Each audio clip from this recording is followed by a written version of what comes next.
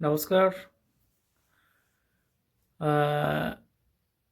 অনেক দিন বাদে ভিডিও নিয়ে আসছি। আমি doctor Harimohan Shastri, gold medallist astrologer. আপনারা আমার চ্যানেলটা যারা নতুন দেখছেন অবশ্যই সাবস্ক্রাইব করে রাখবেন, ফলো করে রাখবেন। নিত্য নতুন অ্যাস্ট্রোলজি রিলেটেড, বাস্তু রিলেটেড এবং পাম মিস্ট্রি রিলেটেড, নিউমোলজি রিলেটেড কোনো ভিডিও পেতে অবশ্যই আমার চ্যানেল সাবস্ক্রাইব করে রাখবেন এবং ফ্রি কিছু ইম্পর্টেন্ট টিপস পেতে অবশ্যই চ্যানেলটা ফলো করে রাখুন এবং পাশে থাকুন, দেখতে থাকবেন। নিত্য নতুন ভিডিও এবং নতুন নতুন টিপস আপনাদেরকে দিতে থাকবো, আপনাদের কাজে লাগবে ব্যক্তিগত জীবনে। আজকে আমরা কথা বলবো কালসর্পদোষ নিয়ে।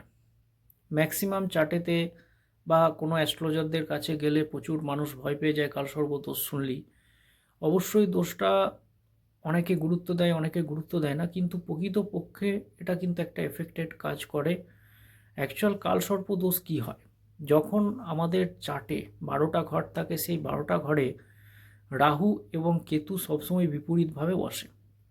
যেদিকে রাহু বসে ঠিক তার বিপরীত ঘরেতে কেতু বসে, এবং রাহু আর এই যে কেতু, সেই কেতুর মাঝখানে যখন সমস্ত প্ল্যানেটগুলো চলে যায় তখন সেটাকে কালসর্পদোষ হিসাবে ধরা হয়। দেখবেন অনেকের ক্ষেত্রে আপনারা কালসর্পদোষ বুঝবেন কি করে যে আপনার চার্টে কালসর্প, আপনি চার্ট পড়তে পারেন না, তখন কোনো অ্যাস্ট্রোলজারকে দিলে তিনি বুঝতে পারেন যে এটার চার্টে কালসর্প আছে। কিন্তু যখন আপনার চার্টে সমস্ত গ্রহ নেই কিন্তু একটা গ্রহ চলে গেছে বাইরে, তখন কিন্তু সেটা আংশিক কালসর্প হিসাবে ধরা হয়। মানে কালসর্পের যে এফেক্ট সেটা কিন্তু হবে, তার সাথে সাথে একটু কম হবে, কারণ পূর্ণ কালসর্প সেটা হচ্ছে না। এবং 12টা ঘরের 12 রকমের কালসর্প হয়, এবং সেগুলো সবই বড় বড় সাপ বা বড় বড় নাগ দেবতার নাম হিসাবে সেগুলো নাম দেয়া হয়। ঠিক আছে? এই কালসর্প দোষে কীভাবে বুঝবেন? দেখবেন আপনাদের রাত্রেবেলা ভয়ানক ভয়ানক স্বপ্ন আসতে পারে, ভয়ের স্বপ্ন, সাপের স্বপ্ন, বিছের স্বপ্ন। কখনো কখনো মনে হবে আপনাকে সাপ কামড়াচ্ছে, বা সাপ পাশ দিয়ে চলে গেছে, বা সাপ বেরিয়েছে, আপনি ভয়ে অস্থির হয়ে গেছেন স্বপ্নের মধ্যে, অথবা কোনো ভয়ের স্বপ্ন দেখছেন। এগুলো সবই রিলেটেড টু কালসর্প দোষ। কালসর্প দোষের এফেক্টে সাপ যেমন টেরামেরা, আপনার কেরিয়ারও কিন্তু সেরমভাবে সঠিক সহজভাবে কিন্তু হবে না। প্রচুর রুকাওয়াট, প্রচুর প্রবলেম, প্রচুর পরেশানির মধ্যে দিয়ে আপনার কেরিয়ার, আপনার জব, আপনার সমস্ত কিছু কিন্তু এই কালসর্প দোষের এফেক্টেড যারা, তারা কিন্তু এই বাধা বিপত্তির মধ্যে দিয়ে জীবনটা চলতে থাকবে। আপনারা, আজকে আমি এই জন্যই বলবো যে খুব বেশি ভয় পাবেন না। আপনারা, প্রতিকার অবশ্যই আছে। হ্যাঁ, প্রত্যেক কালসর্প দোষেরই প্রতিকার আছে। আপনারা পারলে পূজা করান। পুজোতেও কি হয় না হয় সেটা আপনারা অবশ্যই জানেন। খুব ভালো জায়গায় যদি পুজো করান সেক্ষেত্রে ভালো হয়। সবথেকে ভালো হচ্ছে উজ্জয়ন মন্দিরে যদি আপনারা পুজো করেন, সেক্ষেত্রে খুব ভালো হবে। অথবা আপনারা যে কোনো বড় শিব মন্দিরে যান, যে কোনো রূপোর বা তামার দুটো সাপ দান করুন, সেক্ষেত্রেও ভালো হবে।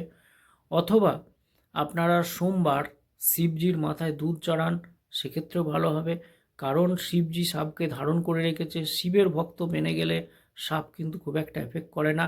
আর একটা বিষয় হচ্ছে 40-42 বছরের পর থেকে এই কালসর্প দোষের এফেক্ট অনেকটা কমতে শুরু করে এবং জীবনে উন্নতির পথ আবার সুগম হয়। অতএব যাদের বয়স 40-45 পেরিয়ে গেছে, মানে 42 থেকে 45-এর পর পেরিয়ে গেছে, তাদের অতটা এফেক্ট হবে না। তারা রুদ্রাক্ষ ধারণ করতে পারেন। তারা 8মুখী, 9মুখী, 11মুখী এই রুদ্রাক্ষ যদি একসাথে ধারণ করেন, সেক্ষেত্রেও কালসর্প যোগের অনেকটা প্রভাব কমবে। ঠিক আছে? কারণ শিবজিরই অংশ রুদ্রাক্ষ, শিবের চোখের অশ্রু থেকে তৈরি হয়েছে। অতএব রুদ্রাক্ষ ধারণেও কিন্তু কালসর্পের অনেক এফেক্ট হয়। শিবজির পুজো করলেও কালসর্পের অনেক ভালো এফেক্ট হয়। ঠিক আছে? আর আপনারা কালসর্পের পুজো পাঠ করালেও কালসর্প দোষের অনেক ভালো এফেক্ট হয়। অতএব কোনো চিন্তা না করে কোনো ভালো জ্যোতিষীকে দিয়ে বিচার করান। প্রয়োজন হলে আমার নাম্বার নোট করে রাখুন। ঠিক আছে? বা আমার ডেসক্রিপশানে আমি নাম্বার দিয়ে দেবো, সেই নাম্বারে কল করে আমাকে যদি চার্ট বিচার করাতে চান, বেঝিঝক টাইম নিয়ে আসুন। আমরা 35টা রাজযোগ এবং আপনার বাস্তু এবং নিউমেরোলজি, আপনার পাম্প, সমস্ত কিছু ডিটেলস থেকে অনলাইন অফলাইন সমস্ত কিছু সার্ভিস দেওয়া হয়। ঠিক আছে?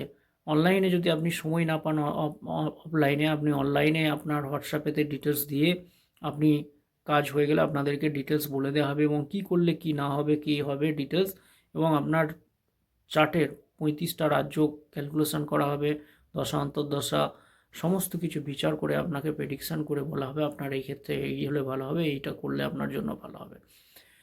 বেঝিঝক কোনো চিন্তা না করে শিবজির পুজো করুন, রুদ্রাক্ষ ধারণ করুন। কালসর্পযোগ অনেকটা ভালো কাজ দেবে, অনেকটা ভালো এফেক্ট দেবে, মানে খারাপ প্রভাবটা অনেকটা কেটে যাবে।